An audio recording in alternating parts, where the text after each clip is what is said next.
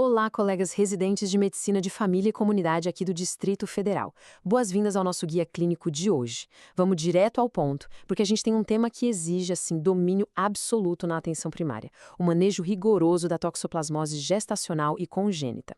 Vamos pensar nisso como uma jornada clínica crítica, sabe? A intervenção certinha que a gente faz lá na unidade básica de saúde literalmente define o futuro neurológico e visual de uma criança. Então, vamos estruturar todo esse conhecimento baseados nas diretrizes e nos fluxos locais da SESDF para garantir aquela prática médica super segura e eficaz. Bom, nossa pauta de hoje está dividida em 6 etapas bem diretas. Primeiro, o parasita e a transmissão. Depois, o rastreio e diagnóstico na gestação. Em seguida, a conduta e o tratamento materno.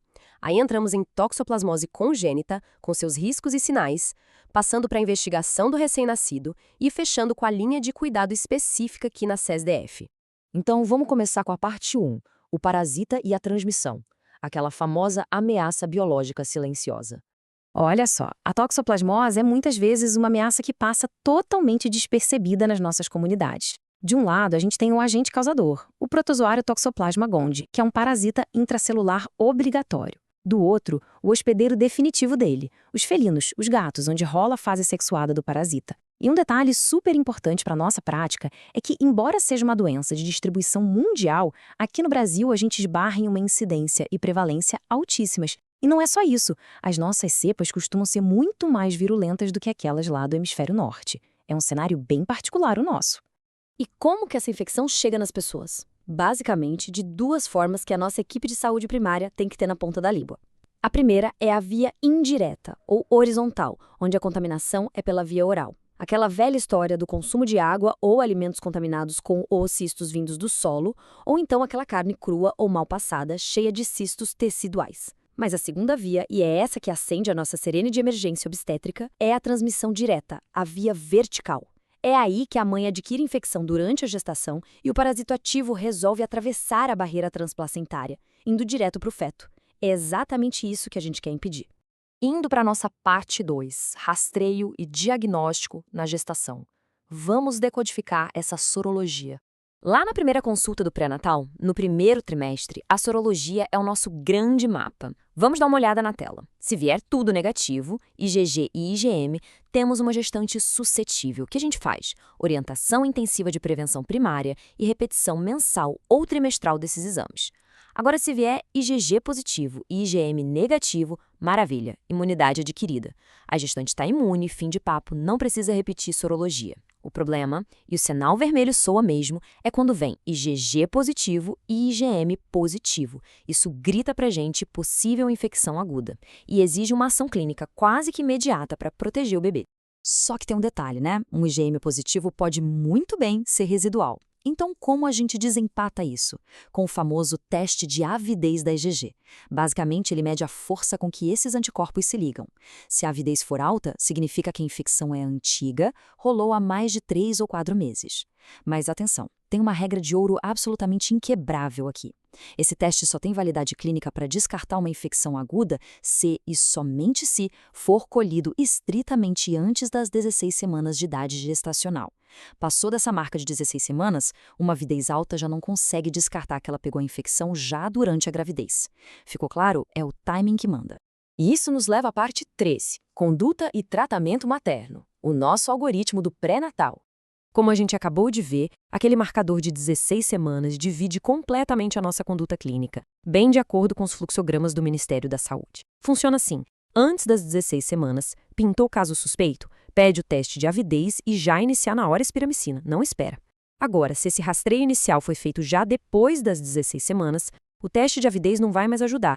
Aí o tratamento com espiramicina ou esquema tríplice já deve ser instituído, dependendo do cenário do ultrassom. Ah, e guardem também essa outra marca ali na linha do tempo, 18 semanas. Essa é a idade gestacional mínima para a gente encaminhar a paciente para o pré-natal de alto risco para fazer a amniocentese. Esse procedimento é super importante porque vai pesquisar o DNA do parasita direto no líquido amniótico por meio do PCR. E para a gente não vacilar na prescrição, precisamos entender bem as armas que temos na mão. Vamos pensar na espiramicina como um escudo. Ela se concentra lá na placenta e impede que o parasita atravesse para o feto, mas ela não consegue cruzar essa barreira direito para tratar o bebê se ele já estiver infectado. Já a terapia tríplice, que é aquela combinação de sulfadiazina, piramitamina e ácido folínico, a nossa SD/P/F é a artilharia pesada. Ela atravessa a placenta e vai lá tratar a infecção que já se instalou no feto. É por isso que a terapia tríplice só entra em campo depois das 16 semanas, devido à teratogenicidade no primeiro trimestre, ou então quando a gente já tem a infecção fetal confirmada mesmo. Certo, avançando para a parte 4, toxoplasmose congênita, riscos e sinais. Vamos falar sobre a consequência fetal. Aqui a gente tem um paradoxo clínico que é fascinante, mas também extremamente perigoso quando se fala do momento da infecção materno-fetal. Vejam só esses dados. No primeiro trimestre, o risco do parasita conseguir atravessar a placenta é bem baixo, ali na faixa de 6 a 14%. Só que se ele passar, os estragos no bebê são gravíssimos, muitas vezes até incompatíveis com a vida. Por outro lado, lá no terceiro trimestre, a barreira placentária já está muito mais permeável, então a chance de transmissão dispara para quase 72%. O grande perigo? Essas crianças que são infectadas no finalzinho da gestação costumam nascer com cara de saudáveis, sem nenhum sinal clínico imediato da doença. E é exatamente aí que mora a nossa maior armadilha na atenção primária. A literatura mostra que cerca de 70% dos recém-nascidos infectados nascem totalmente assintomáticos. Mas, se a gente não tratar, essa doença vai se manifestar de um jeito devastador meses ou até anos depois. Agora, nos casos sintomáticos, a gente vai buscar a clássica tétrade: hidrocefalia, aquelas calcificações intracranianas difusas, a corioretinite nos olhinhos e alterações marcantes no líquor cerebral, como um aumento expressivo de proteínas. Vamos para a seção 5. Investigação do recém-nascido. Como fica o acompanhamento pediátrico? Para todo bebezinho cuja mãe teve um diagnóstico suspeito ou confirmado durante a gravidez, só fazer o famoso teste do pezinho, a triagem neonatal básica, não é suficiente, gente. Os próximos passos são absolutamente compulsórios. Esse neonato precisa passar por um exame clínico e neurológico completo e minucioso. Tem que fazer o exame de fundo de olho, a fundoscopia, de forma bem precoce e urgente, aliado a exames de imagem como um ultrassom transfontanela ou uma tomografia de crânio. E na parte sorológica, a investigação continua com coletas do binômio mãe-bebê, acompanhando de perto marcadores como IgA e IgM fetais e vendo como o IgG vai se comportar ali no primeiro semestre de vida. E por que toda essa correria para investigar? Tem um motivo muito claro. A gente precisa identificar lesões ativas rapidamente, principalmente na retina, para introduzir os antiparasitários específicos e corticoides sistêmicos. Lembra que eu falei no começo que aqui no Brasil as nossas cepas do parasita são terríveis? Elas causam lesões oculares extremamente agressivas, muito mais do que na Europa. Então, esse tratamento precoce é literalmente a única forma de conseguir minimizar os danos neurológicos permanentes e salvar a visão dessa criança. E para fechar, chegamos à seção 6, linha de cuidado na CSDF, o nosso navegador sistêmico. Para que todas essas medicações fundamentais cheguem de fato nas nossas pacientes lá pela rede da Secretaria de Estado de Saúde, a CSDF, a nossa burocracia tem que estar redondinha, impecável.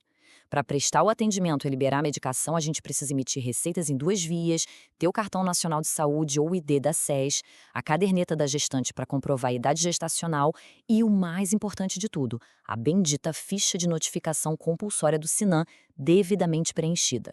Sem essa notificação epidemiológica correta, o acesso ao tratamento simplesmente trava.